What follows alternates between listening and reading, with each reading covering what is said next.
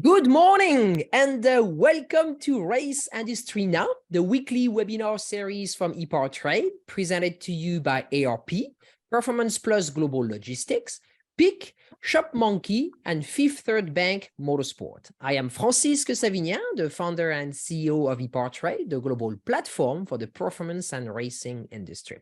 This is episode 339, and we're going to be talking about one of my favorite races in the world, Pikes Peak, with a topic on rookies ask veterans. With me this morning are Judy Kin, the co-founder of ePowerTrade, and our superstar host, Mr. Jeff Hammond. Judy?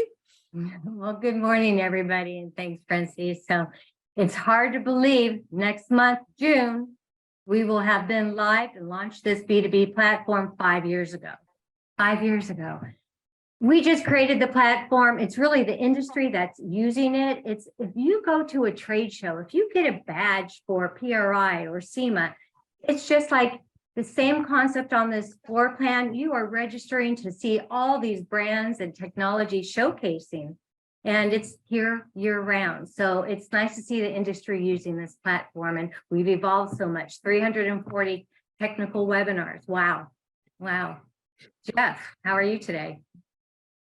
Well, I'm not counting the webinars like you are, but at the same time, that's a pretty big number, and pretty proud of the fact that I've been a part of it since the beginning, and excited about getting the opportunity to talk to the folks at Pikes Peak. I spoke to them during the industry week here one time before, and especially that we've got Loni Unser back on the panel. I'm really curious to get her take on her rookie experience in 2022. So this should be an interesting deal. And, you know, for an old man, since Ray Evernham ran up the peak, maybe I need to come out of retirement and see what it takes to maybe go make a run up the mountain. It's like, hey, it's only a little over 12 miles up through there, so this can't be too bad.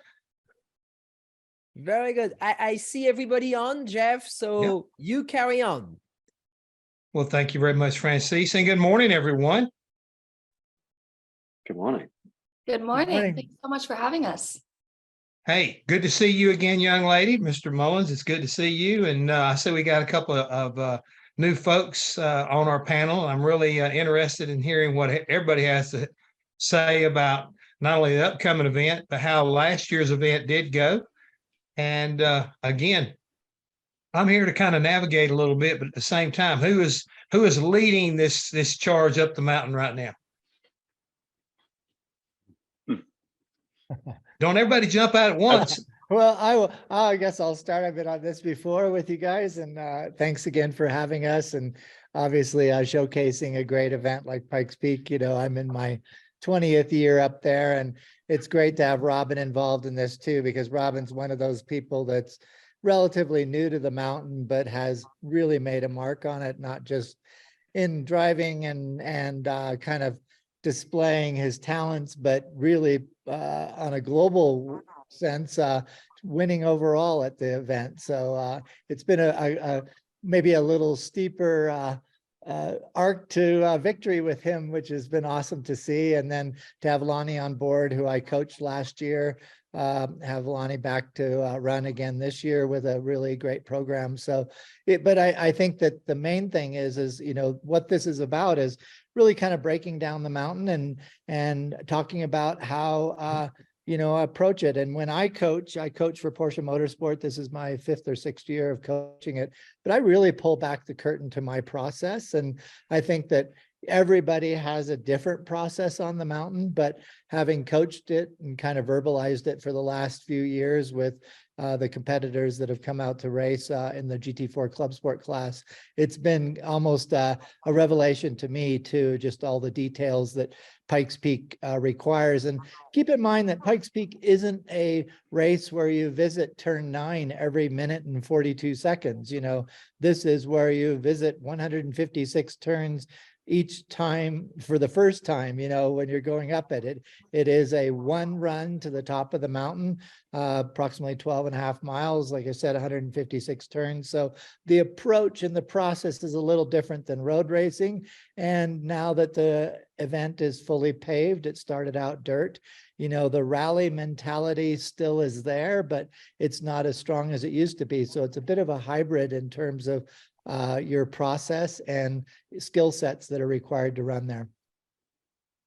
Matt, if I could just pause here just for a moment, I would like for the rest of the panel, since we have so many here today, to introduce themselves and just give us a quick, who you are, so that while the other viewers and everything like that who maybe don't recognize you or don't know anything about you, we can start looking you up so they can get more into what's happening here. So I tell you what, let's lead off with Loni. We'll let the lady go first and introduce yourself. Great. Hello, everybody. Thank you so much for joining. My name is Loni Unser. I am a part of the Unser family, so Pikes Peak has always been something that I've thought about doing from a young age. Last year, I did my first Pikes Peak hill climb in the Porsche Trophy by Yokohama class, and I was so fortunate to have Jeff as my coach and just had the most amazing experience. It was by far the coolest thing I've ever done.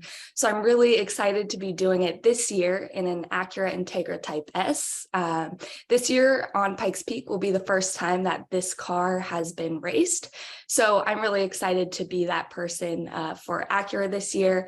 And outside of Pikes Peak, I race sports cars in a lot of different series. Right now, I'm racing a Porsche 997 in a series called World Racing League, but I've done a bunch of different stuff. So again, thank you all for joining.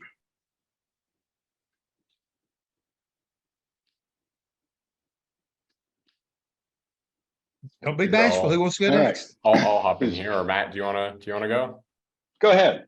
All right. Next. Thanks for having me, everyone. My name is Gardner Nichols. I've always been passionate about cars and racing, and actually started working on Pikes Peak teams when I was about 15 years old for Paul Dallenbach, sort of a known name at Pikes Peak, and I actually got to meet Jeff Zwart back then. So that would have been 2009, 2010. Got to take some cool photos of you running the the GT3 Cup when it was still partially dirt back then. So so I worked on Pikes Peak teams as a teenager and always wanted to drive it. I'd introduce myself as like, hey, I'm Gardner Nichols. I'm an aspiring driver, even though I was an apprentice, working on the team. My career has been largely in vehicle dynamics and engineering and test driving. So I've been doing that, as well as like some motorsports stuff on the side, from shifter karts to time attack competitions and club racing. So now I occasionally race in some various like champ car races. I'm really excited to finally have an opportunity to race at Pikes Peak, let alone driving the first ever Rivian all electric truck to do so. Should be fun. It's been a challenge, getting the vehicle set up, but I think it'll be a fun run up there this year. So really excited to be on this panel. Thank you. And we have a lot of firsts here, huh? Hey guys, my name is Matt Mullins. I'm driving up this year as a rookie in the BMW XM Label Red. So this car is 738 horsepower, twin turbo hybrid. And we're going to go try to set a new production SUV record up the mountain. And actually my introduction to the mountain was also Paul Dallenbach. He's been a friend for 30 years, and Reese Millen, and all these guys kept saying, come to Pikes Peak. And I got to come as part of the Parade of Champions for the past 2 years. So kind of a pace car. And last year at the end of the race, we had a pretty good run up in our pace car. And Reese Millen said, when are you going to come run? I said, well, I want to come try to break your record. Will you help me? And he said, yes. And so anyway, he's helping. Their RMR is running the car, which is great. And I'm really looking forward to it. My background, I'm the chief instructor for BMW Performance Driving Schools here in the US. We have 2 performance centers, and one in South Carolina, one in Thermal, California. Way back in the day before that, I was a NASCAR guy. So racing late model stocks and the ARCA series and the NASCAR Craftsman Truck series, worked with a guy named Andy Hillenberg, and remember Jeff and all the gang from back in those days. But I'm super excited. After being to Pikes Peak once, I said, man, I got to come back. It is just an amazing place.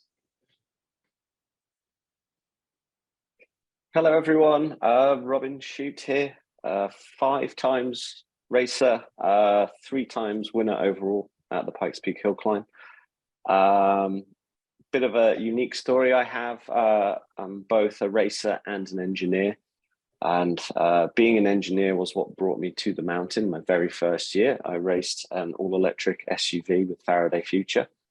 And then from there, I actually took the Pikes Peak program privately with a Wolf GBO8. And since then, we've basically been hot rodding and modifying this car specifically for the mountain to go and win overall, which we've proven to have done a couple times, and also to set the overall mountain record. So a really cool project. We're getting there bit by bit. And yeah, really excited for 2023 as we bring more improvements to the car and we go once again to race up the mountain. Racing background is started off, I guess, as hill climb, but not actually driving, supporting my father. My father still hill climbs to this day and races more than I do. And I cut my teeth racing open wheel, high downforce single seaters. But since then, I've also been racing the odd prototype and GT car race. But now I'm very much a Pikes Peak specialist and also do a bit of stage rally as well to keep my skills in check. And yeah, just love everything about this event, and it brings me back every year. The challenge of the mountain is just so enticing. Thank you for having me. Well, that's great to hear. And Jeff, I apologize. I called you Matt, and I know better. You know, we talked the last time, but again, you're kind of like, you know, there, and don't take this the wrong way, okay? But I'm saying this with affection. Is, you know, we all know the story about the old man in the sea. So I guess you would be technically the old man in the mountain, correct? Yeah, I think so. You know, as I mentioned, I've been up there 20 years, but I'm also one of the few people these days who actually has raced and won all the configurations of Pikes Peak, meaning when it was all dirt, when it was half dirt, half pavement, and now that it's all pavement. So I'm 8-time champion there, but I have just, you know, I think that all of us as racers have a place that we consider our home track, and Pikes Peak really is that. I mean, I started in Formula Fords and ran a little IMSA, a little ALMS along the way, US Pro Rally Championship, Baja, all sorts of things. I've been very fortunate to kind of race in a lot of different disciplines, but Pikes Peak has really become my home race and the race I focus on. And as I mentioned, you know, the last 5 years, I've been able to kind of roll out some of my knowledge into the GT4 Club Sport class by coaching them. And I've really enjoyed that. And if anything, the coaching has kind of allowed me to even kind of break down the mountain and know it better than I did before. So there's a lot of value in teaching at times too. So it's good, but thank you for having me back. Well, I guess we'll just kind of open this up because, again, you know, y'all's program today is talking about the rookies and what I guess what goes into challenging the mountain. And I was laughing earlier, you know, about, yeah, I'd love to be able to run up here. I mean, I have talked to Ray about Pikes Peak, and he says there's nothing like it. I know Wally Dallenbach very well, and he says the same thing. He says if you ever go and you ever have the experience of just watching it, the next thing it's going to be, it's going to wind up becoming one of those kind of dreams that you're going to want to run it. So how realistic is that, Jeff? Because there's got to be a process. I know you've got to be a registered driver to be able to participate. So how do you become that registered driver? I mean, we know Loni did. I mean, coming from the Dallenbach family, I mean, she was kind of like being taught the do's and don'ts probably before she was out of diapers. Then you have Gardner here. He's been hanging around since he's 15. So it's not like it happens overnight. I mean, it's got to be somewhat of a process, or, you know, like what NASCAR does. You know, you have to go through and prove that we can turn you loose on this, because let's face it, the mountain is deadly. I mean, you could get killed up there and it'll be your own fault, right? Yeah, I mean, it's a mountain that definitely requires a lot of respect. And the process, I think there's two sides of it, which is kind of a good thing from a competitor standpoint, is the cars run at one at a time up the mountain. Mm-hmm. So, and there's a gap created between you, the car ahead of you, and the car behind you. So therefore, there's nobody diving under you, under braking and, you know, taking you offline and things like that. You really can focus on your own driving, and you're not going to be in anybody's way. But, you know, that said, to apply to race that's what it requires. It requires an application. That application is reviewed. Everything is looked at from not just your own past racing experiences, but also what sort of car are you driving? You know, what are you coming up there for the first time with 1,000 horsepower or something? You know, there's so many classes at Pikes Peak, and Pikes Peak really invites a lot of innovation, which is really fun. You take a car like Robin runs, which is an open wheel car, to, you know, production cars like, you know, Reese has run in the past and Paul has run in the past. It's a great mix of cars, but that is also taken into account of, if you're coming here for the first time, what's your racing experience, but also what are you actually attempting to drive up there? And those are all taken into consideration. The race is always oversubscribed. You know, there's far more people applying than there are spaces to actually race in. So it is a selective process, but I think that the organization does a good job of vetting people, and hopefully people get up there. And the main thing is to respect the mountain. It really is important. So Lonnie, before we go to Gardner, how about sharing some of your experiences last year? Because I know when we last spoke, you know, you were going through studying the mountain, film, and you know, talking to your driving coach and everything. So how did the overall experience go for you? Yeah, like I said in my intro, Pikes Peak is the coolest thing I've ever done. And it's like, since it's happened, I can't stop talking about it. And I'm so excited for this year. I was lucky enough to be coached by Jeff Zwart here on the call. And when I tell you he knows every rock and every bush on the mountain, I'm not kidding. Like, there's no better person to have had as a coach. And that really helped my development going up the mountain. I knew that my goal going into it was, I'm going to know this mountain like the back of my hand, because it really is so important to know every 156 corner as much as you can. You know every characteristic of every corner up there is really important. And I didn't want to ever make a mistake based off of not knowing the mountain. And it really just helps you kind of start to carry more speed as you go. And not only that, kind of that side of things, but the atmosphere of Pikes Peak is so cool and so unique. It's unlike any other racing I've ever done, because in other racing series and other types of racing, I find that it's not as much as a community as Pikes Peak is. Pikes Peak really feels like a community, and it feels like everybody's a family, and it really feels like everybody's kind of rooting for each other in a lot of ways, which is different from road racing, because it really is us all against the mountain, not really us against each other. It's about, like Jeff said, really respecting the mountain and respecting each other, because at the end of the day, we all want to have really good fast runs and, you know, not have anything happen to anybody. So it's so unique in many ways. I actually in 2000 the year before I ran, I don't even know, that would be in 2020. I came to Pikes Peak 2021. I came to Pikes Peak as a spectator because I lived in Colorado at the time, and just wanted to watch the race, see all the cars. And I had never really wanted to do the race before I did that. And from the moment I went as a spectator, I knew exactly where I'd be and what I'd be doing a year from there. Robin, how about you? I know you've been like 3 times king of the mountain and had a lot of experience over there, but let's go back to your rookie year. What was it like getting ready to be able to accomplish what you have? I mean, how hard and how difficult? What can you tell Gardner right now that he even though he's been around it, what are the things he has to worry about? I think Gardner's actually going through a very similar process to what I did on my rookie year. Taking an EV up the mountain that's never been done before. I had a bit of more manufacturer support than you did. And I was very lucky for that. So I got to spend a lot of time learning the mountain on a simulator.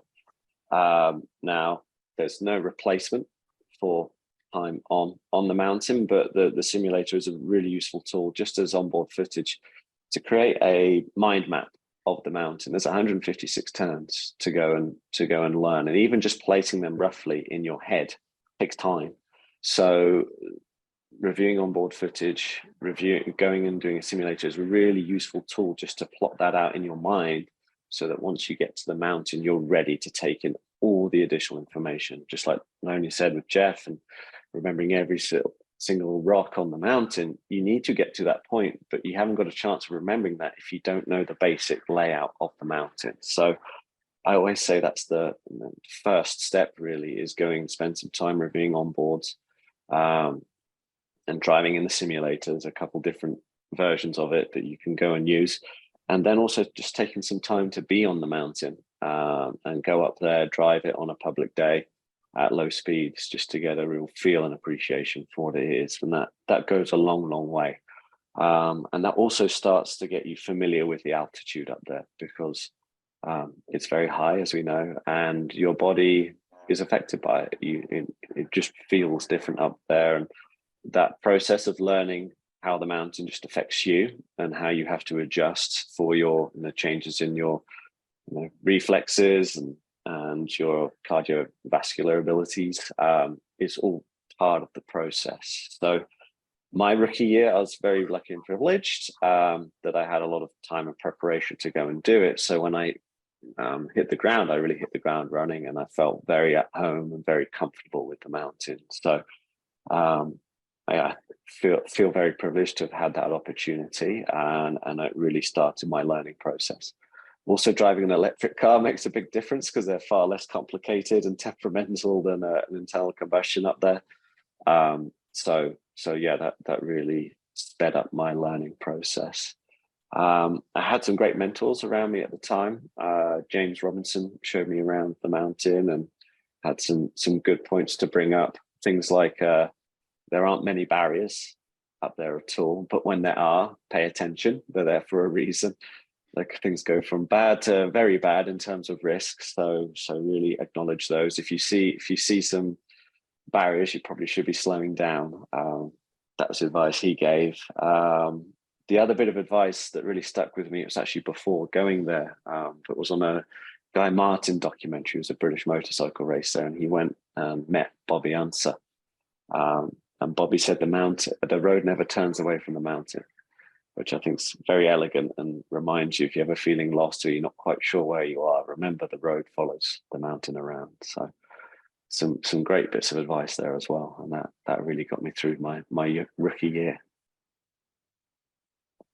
Yeah, that is some good advice. I am also lucky to have some great mentors around me. From, Paul Dallenbach has always been there to guide me through this process. And then on a previous year, I worked with Porsche and BVI Autosport, and the driver for that was David Donahue.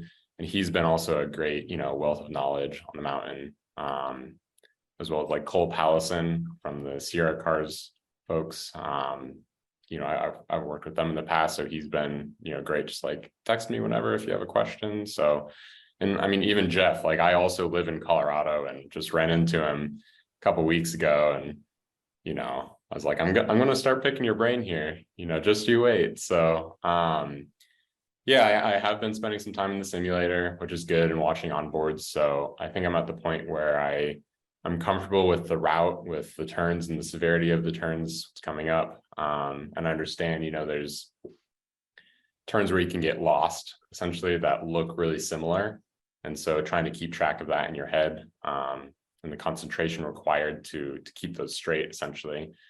Yeah. So, and then actually just this last Saturday, I was at Pikes Peak, just took a car up there, and unfortunately, the Pass Glen Cove was closed due to snow, which is great for us testing in about 2 weeks, or less than that now. But yeah, I got to do a few runs on the lower section and get some, visual markers, and really help build that mental map. Because like you said, watching onboard footage and playing, using the simulators, definitely different from being on there in person, really seeing the camber of the road and the elevation change and whatnot. And then finally, I mean, also like Jeff, I'm in Colorado, and he lives at a slightly higher altitude than I am. I'm probably at about 7,000 feet. So it's maybe a little bit helpful as opposed to coming from sea level, but yeah, it gets pretty thin air up there. So yeah, definitely a respect for the mountain as well. I think just early on when I was working for teams, Paul Dallenbach, when I was a teenager, was running a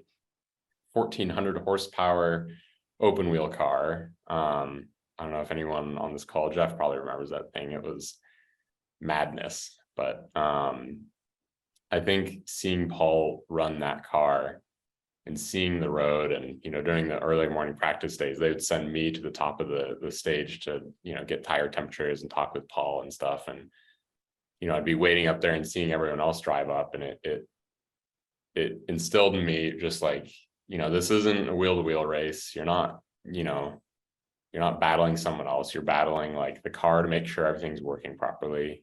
You want to drive the car to its limit, but also you're driving the mountain to its limit, and it requires a lot of respect for the mountain and just what feedback it's giving you, whether it's you have clouds up top, you have colder temperatures up top. You really as a driver need to respond to that. So that's probably the cool thing about Pikes Peak, is it's very iterative almost as you're going. So I think over the years I've built in a lot of respect for the mountain for sure.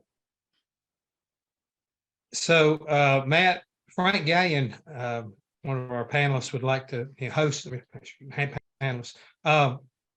He wants you to maybe tell us a little bit more about your BMW XM that you're going to be driving, and how are you preparing for this race with this new endeavor? Yeah, cool. So the XM label red, it's all new with BMW, and the label red is specifically the most high horsepower version. It goes on sale in probably around August. So it's a great place to introduce this car. So it's a plug-in hybrid, which sometimes people would think, oh, that's fuel efficient, which it can be. But when you combine the battery and the twin turbo V8 engine, is 738 horsepower, 738 pound-feet of torque, really fast, most powerful BMW ever built. And it's awesome. So I'm super excited. I think this is the perfect place to bring this car out and to bring out awareness. As far as learning the mountain, I'm kind of like these guys. I've been picking the brain of anybody that knows about it, but specifically with Reese Mullins. So Reese is a buddy of mine. All these guys know him. He's won this race a bunch, and his team is prepping the car as far as all the safety things. We're running in production class, but we have to do a fuel cell and roll cage and all the safety items. And also part of that is just trying to get all the knowledge from him and all the knowledge from his dad, who's won it as well. So we're talking about it all the time, studying videos like these guys say. Luckily, he's done some great onboards that are pretty close to exactly what I need to do in the same type of vehicle, and just trying to learn every inch of it, because I've been there the last 2 years, but I realized that I'm leaving time on the table just from not knowing the mountain as well as I could. So hopefully I know it now. Loni, we also got a question here directed at you from Lynn Hassey, and she'd like to know, can you share some of the best advice you have received from Jeff, and did it make a difference? Yeah, I think there's two things that Jeff really taught me. First was respecting the mountain. We spoke a lot about respect and how the mountain is an ever-changing organism. So it's a living organism in and of itself. There may be a hay bale there on one corner one day that had been eaten by a goat the next day. So you just can't really rely on some of these markers on the mountain, and you can't drive it every day like you did the last. You always have to be analyzing it, and you always have to be analyzing the surface.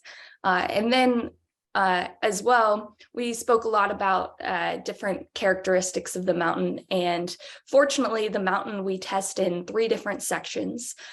So you never do the full race run until race day. So every section, though, is very different from the other one. They each share very unique characteristics. And kind of are suited towards that part of the mountain.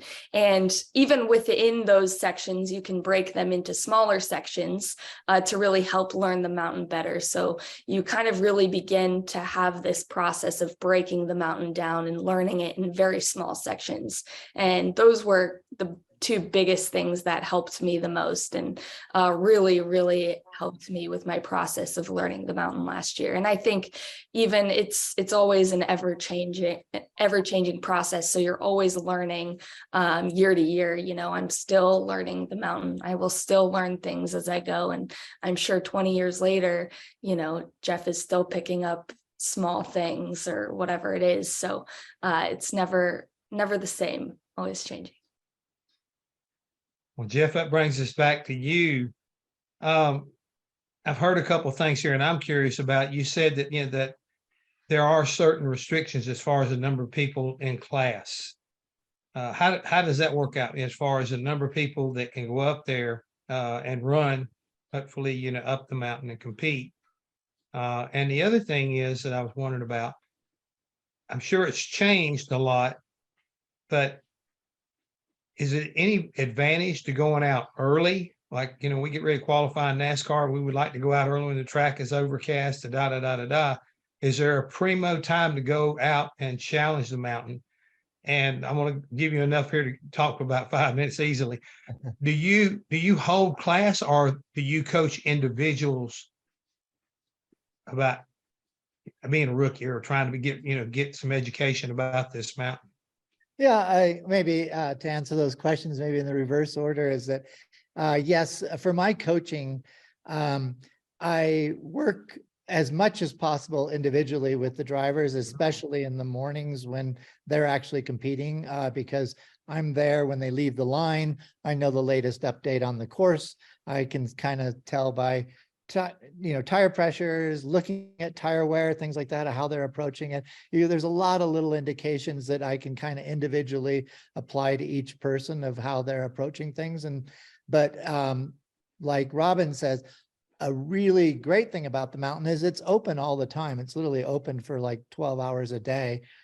So you can drive up in your rental car or personal car or whatever. And I take groups, 2 or 3 people at a time from our GT4 Club Sport class up on the mountain. And the way I look at things there is I look at only what they're going to run the following day. 156 turns, as big as this race is, it's daunting to just go and say, okay, we're going to go learn the course today. So what I have everybody do is just concentrate on the part of the mountain that they're running the following day, so that little part, and each, like Loni said, we practice in thirds.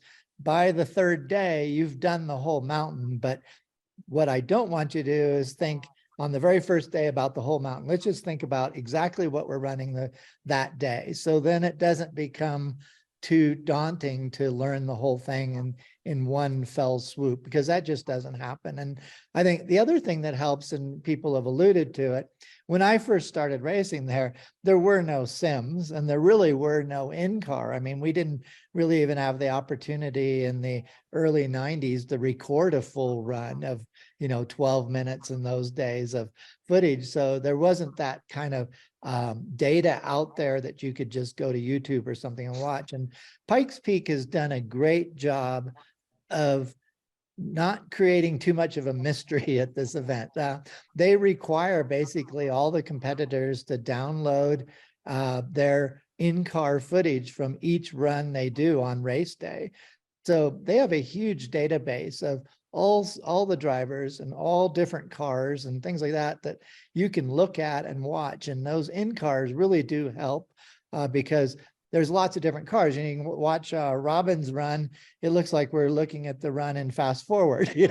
He's so quick up there. It's amazing to watch that for me, certainly. But I like when people watch Reese Mullins run or Tanner Faust run, or things that cars that have been a little bit slower at times, so you can kind of take things in. Reese has run such a great variety of cars, from cars that win overall to production-based cars. But I think Reese has you can we can all identify people who I think have really good lines up there, really good approaches. So that in-car really does help on it. And then like, we're asking too of just how much the mountain has changed. And Loni also indicated that day to day it changes, hour to hour it changes. And to your question, going early on practice days. The one thing that I say for everybody on these practice mornings, we're up there in the pitch dark. The track goes live at like 5:15 in the morning when you just barely have enough light to see what's going on. But I really recommend that people take every run they can. There's no reason on practice days to sit out a run for one reason or another, because even if you can't approach it at top speed or whatever level you want, there's always something to be learned in every run. Also, the mountain is fragile. You could have a 3-hour practice session in the morning. The last 2 hours are completely wet, or there's, some sort of issue on the course with a car that's gone off. You just never know how many runs you're going to get. So that is a really important thing to me, is be lined up on the line, ready to go every practice run. Please don't miss any. I realize some cars are more finicky than others, but for our GT4 Club Sport class, these little Porsche GT4 cars just run, perfectly. So it's just line up and get as many runs under your belt. And then the reverse side of that is funny, because on race day, generally speaking, in the Rocky Mountains here, the mornings are the best weather. The afternoons start to get thunderstorms, start to have different weather, all that sort of thing. So on race day for qualifying, which you've done on the Friday or the week before the event, when you run on race day, you want to try to run as early as you can in the day, just because your qualifying order allows you to move forward, be starting as early in the day. You really want that. I mean, there's, in all the years I've run, there's probably only been 2 years where it was advantageous to go later, but so often conditions really do turn to very difficult, conditions that you don't want to race in by noontime usually. So that's something to consider also. Robin, we got another question here. I think it would be, I think maybe you could help this individual. Nunu Contino, he said he's going to be racing for the first time, and a couple of things that have struck me: no race runs prior to race date. Why is that? And also probably a newcomer program where you be pairing experienced hands with new ones. Us internationals don't tend to stumble into Jeff or Reese out on the street as much as everybody else. So I guess they're hearing right now that it's a blessing to be able to run across you, Jeff, or Reese, and get an opportunity to pick their brains. But how would you best answer that? Yeah, they're great questions. I know Jeff and Reese do get about, so maybe you will still bump into them internationally. But so the first one is no race runs prior to race day, and I think this is one of the challenges of the event, and one of the aspects I love about it. It makes race day so special. You spend all year preparing for this one run, bit like the Olympics in a way. Part of that, you do end up racing some sections of the mountain that you've never raced before.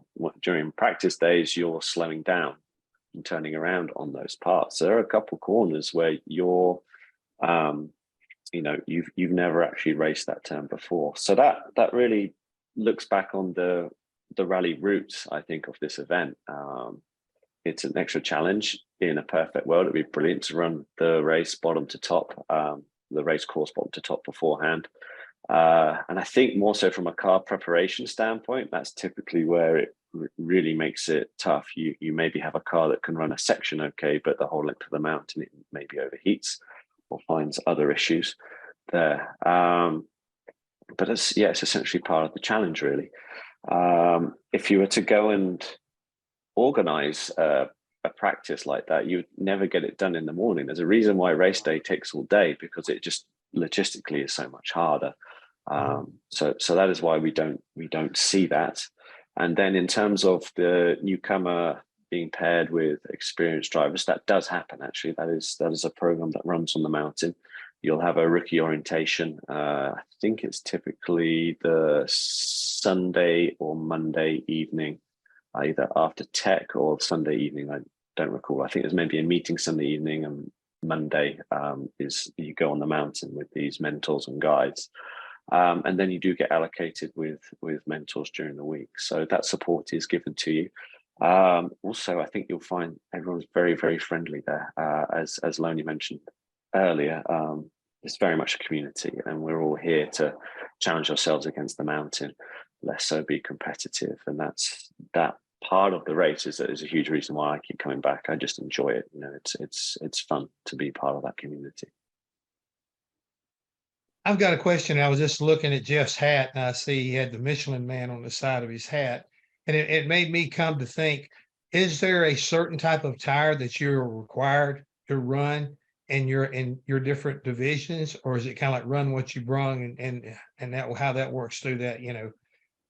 Matt, maybe you can add something there, because I guarantee you the folks at BMW, they're probably up on who's got the best rubber to put to the road, right? Yeah. So for us, we have to run a DOT spec tire because we're in the production class, right? And so for this specific run, it's a Pirelli. They're one of the OEM options on this car, and so we're limited to that. But these other guys, I think it's like any kind of racing, drivers always want the stickiest tire you can get. So I think Robin and Jeff and these guys run some awesome race slicks, which I'd love to have, but we've got to stick to a production tire. Yeah, it is an interesting question. It was extremely complex when half the course was dirt and half the course was pavement. Mm-hmm. I mean, I lived through that for 3 or 4 years, and it was always a head scratcher what to do. But interestingly, the mountain is so unusual in terms of a race course, because the other part of this to consider is that we're up there on the mornings in practice, and it's barely above freezing, sometimes not even, it's sometimes in the 20s that we're running. So all week long, we've practiced where maybe the highest temperature is in the 40s or 50s of those mornings. And so this is where tire choices also get to be really tricky, because all of a sudden on race day, we're starting 2 hours, 3 hours later than we had practiced in all week. The track temperatures have gone way up. The bottom of the track could be literally in the 80s, and the top of the track at the summit, which is 14,115 feet, at 14,000 feet, chances are it's still in the high 30s, and the wind's blowing up there and everything. So all of this plays into the tire side of things. Fortunately, for us, at least, we can run tire warmers, so we have some little bit of advantage of leaving the line with some warmth in the tires. But sometimes the track surface is so cold that if you don't really get on top of the car in the first 5 or 6 corners, you've lost all that tire temperature already. So tires are really tricky, and fortunately the event is well supported with people like Michelin, Pirelli, Yokohama. They've been really great through the years, and a lot of tire technology has been discovered along the way, but it's always a wild card. Well, speaking of wild cards, Scott not asked the question, and I think it's very appropriate. Have you ever momentarily lost your place running up the course? And if so, do you have any tips for rookies on what to do in a case like that to get back up to speed? How do you get refocused?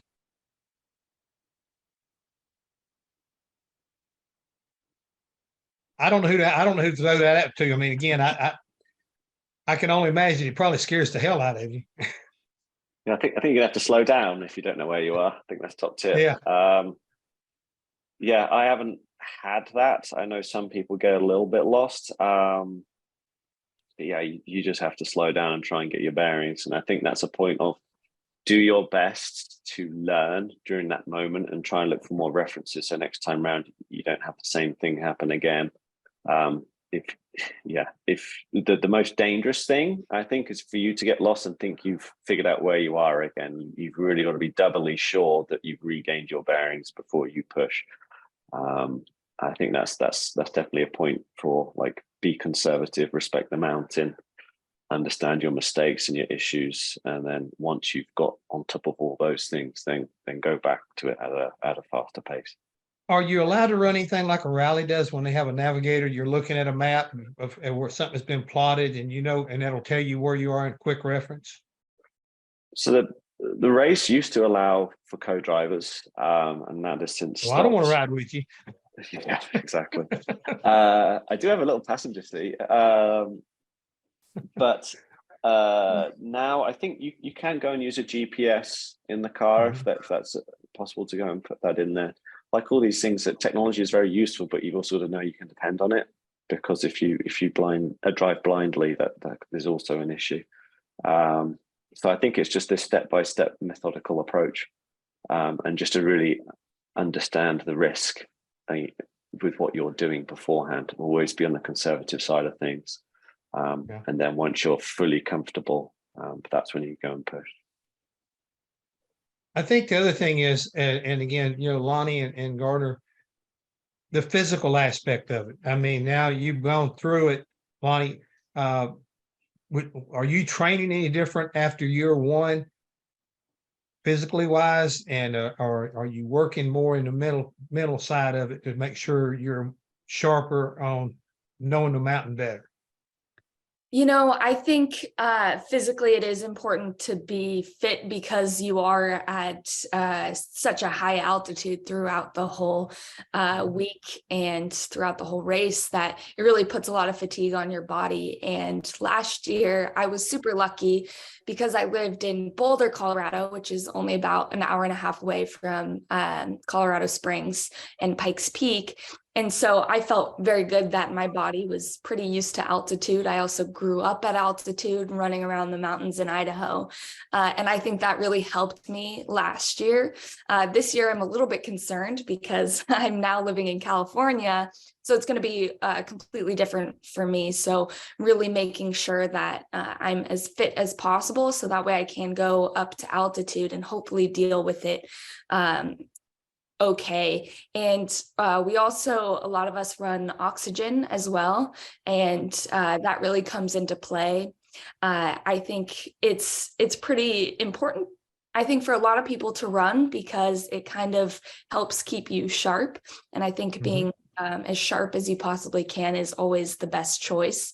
I didn't run it all that much last year until race day, but I think this year I'm going to run it more, because why not take every advantage you can and use it to the best of your ability.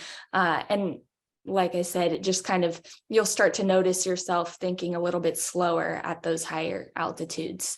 And then mentally, I think it's just, you continue to prepare as much as you possibly can.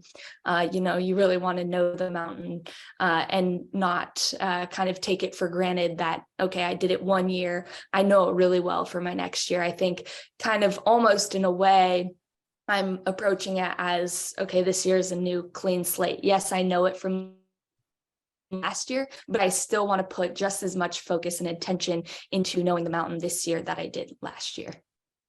All right, panel, we're getting pretty close here on our time, but I still think we got a couple of important questions here I want to make sure we get answered. Number one, I want to go with everybody real quick, just one word answers if you don't mind. Aero or suspension more important up at on the mountain? And also, what's your favorite section of the mountain? Robin, let's start with you. Okay, good. One leads to the other for me on this. If you want to go really fast, aero is everything up there. And downforce is king. And you've seen this for the last couple decades, from the open wheels with the huge wings back in the day, and even the Wolf is kind of its own version of that for the pavement. And the biggest compromise I find, though, is getting the aero to work with the suspension. Most of my suspension tuning is what I call platform adjustments, and that's aero platform adjustments. So I'm using my suspension to fly my car up the mountain to keep it at the correct attitude. And it's only once we get to the top section where it gets very, very bumpy and you need really your suspension to work and take the bump. So it's this huge compromise on chassis where you need to keep the car in a sweet spot, for most of the mountain, and then have it take the hits and the jumps at the top. So that actually comes back down to aero design and being able to run the car at a higher ride height and still make the downforce. And then the suspension to be stiff enough to support that download, but also supple enough to go and take the hits at the top. So that's the suspension aero question. And then on to, which is my favorite part of the mountain. I really enjoy the bottom section. And that's really where my car comes to the fore with that downforce. Our average speeds on the bottom section is close to 100 mile an hour through there. And we're pulling over 4G and cornering over 130 mile an hour with that. So the things on rails. I think on the very bottom section now, we're about the fastest thing ever to go up there. We're very close to the IDI, if not a little quicker on that very first split. And then it's the next sections where we still got time to find. So yeah, that's my answer. All right. To answer, to suspension and aero are kind of two things that have to work together, but they kind of work against each other in the beginning. Number one thing for everybody is to have a comfortable car that gives you confidence. Confidence is everything at Pikes Peak. So a suspension that allows you to not have a nervous car, a car that darts around, a car that's edgy, that's what you want in a suspension. You want something that's calmed the car down. It is a good blend between dealing with the bumps at the top and dealing with the high grip at the bottom. But confidence is everything. So I always ask everybody to kind of soften cars up so that they feel good, because aero takes speed and you're never going to get to the speed unless you have confidence. So those two things are kind of working against each other, but when they start to meld together, it's a perfect solution of comfortable suspension that isn't intimidating, gives you confidence, and then aero that works at the higher speed level. And then for my favorite section, I think that, literally just the very end of the bottom section leading up there, it's just, it's a spectacular section of road. I've often said that if you could lay Pikes Peak on a flat surface, it'd be the most interesting road you've ever driven on. So then you combine it with going up the side of the mountain. It's just phenomenal. But I think we all have different favorites, but I certainly enjoy that particular section. Matt, you want to share with what you have right there real quick? Because I know you got some experience. And Yep. So for me, it's all mechanical grip, because I don't have any aero, because I'm in a production car. So unless they want to let me run some wings. So it's all mechanical grip and suspension, and we're working to get that comfortable. And so far it's been great in testing. And I don't know the mountain enough to know a favorite section. I really like the bottom as well, because the way it flows, and we keep having conversations with Reese about roll speed and just smooth. And so very interesting. And so I think that would be my favorite, but we'll see after the race. I might have a new favorite. How about you, Loni? Yeah, I think both suspension and aero are both very important up there. So my favorite part of the mountain, I'd say, is the top section, because it's unlike anything else that I've ever driven. It's super bumpy. It's really, really fast, and the views are really beautiful up there. But I think there's really great, unique parts about every section that I love so much. Just being in the mountains with race cars is something very unique and very cool. And Gardner, what do you think about how will you answer this question with your limited experience as far as actually racing? Yeah, well, first on the aero versus suspension question, I'm the same as Matt. I have a slippery brick, but no wings. So it's all about suspension and mechanical grip. But luckily, the suspension on the Rivian is pretty similar to some McLarens, where we don't have a anti-roll bar. We have a hydraulically cross-linked damping system we can get your roll stiffness from as well, which is really cool. So body control is pretty amazing on the truck, even though it's 7,000 pounds. Yeah, and then as far as favorite section on the mountain, just from what I have driven, I can agree with these guys. The bottom section is really flowy and really fun and smooth. I think the car might have a little bit advantage in the W's, assuming all of our temperatures stay in a happy place, because we can punch out of hairpins really fast, but we'll see. I'll report back on that one. Well, good luck to all of you. It's been a pleasure talking to you. But before we leave, I just want to point out, Jeff, happy birthday. We've already had some people that have told on you that you're celebrating a birthday. So one more year for the man in the mountain. And a lot of people have already commented. They've enjoyed listening to you today. So really appreciate your time and the insight. And again, the second time I've got a chance to talk to you folks from Pikes Peak, this great event, I've got to get my butt from Carolina and get out there and watch one of these things, because I know right now that needs to be a bucket list. Yeah, well, and thanks, Jeff, for having all of us. And we do need to get you out there. And thank you, everybody, for the wishes. I appreciate it. Thank you, Jeff. And happy birthday, Jeff. Thank you very much, everyone. Great webinar. We're delighted to have Pikes Peak again with us this year. And so thank you for watching today. This webinar has been recorded. It will be posted later on the ePortrait platform. Next week, because of Memorial, we won't have a webinar. We will be back live on the 7th with Fluid Damper, and we'll be talking harmonic dampers. Jeff, why don't we, before we just turn off, why don't we just mention the dates of Pikes Peak this year? Jeff Zwart. You're on mute. Sorry, it is the last weekend of June. It's actually moved a little forward this year because of it's never on the 4th of July weekend anymore. So it'll be the last weekend in June. So it'll be a really that's June 25th. Everybody's looking. June 25th. Absolutely. So thank you very much for being with us today. And, if you want to watch some past webinars before the next one, we have over 340 episodes recorded on the ePortrait platform. Please take advantage of it. So thank you very much. And we'll see you live next in a couple of weeks. Thank you very much. Bye-bye. ePortrait is a digital platform that we've created basically to make life easier in the business community of auto racing. ePortrait, there is no e-commerce. It's literally a connection just like at a trade show. So now, any time of the year, a buyer could reach out to a supplier. When you see a product that you're interested in, all you need to do is click on request more information, and then from there, it is forwarded directly to the buyer or to the supplier. ePortrait really eliminates having to travel, closing down your shop. Now you have a place to showcase globally your racing product and technology.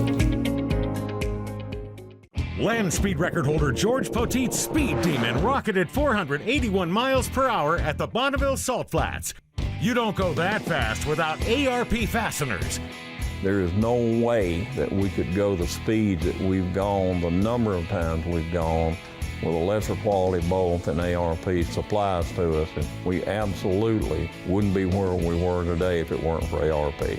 When failure is not an option, it's ARP-bolts.com. We're Performance Plus Global Logistics. Our team of dedicated performance industry and logistics experts get valuable cars and components to the track on time in top condition. We provide expedited logistics solutions for the performance industry using direct routes instead of deferred options, and communicate all necessary information to the appropriate resources to meet regulations and ensure a smooth transit and secure delivery, both domestically and internationally. And we exceed customer expectations by providing best-in-class service with an efficient and cost-effective system in place. Contact us today to book your next shipment. You work as hard as your truck, and you have no time for downtime. That's why more truck owners trust Blue Def, America's #1 diesel exhaust fluid brand. Each batch is guaranteed pure, so you can avoid costly repairs caused by inferior DEF. Demand America's best for your truck. Blue Def and Blue Def Platinum. Put trust in your truck. I'm Michael Cruz, owner and operator of Got Mechanic LLC. Whether we're out in the field or whether we're in the bay, me and my guys are able to actually go into parts procurement and be able to pull up these prices for our parts and use the parts matrix to actually get a profit off of these parts on the fly. Parts procurement makes it even better just with being able to get in contact with my local retailers.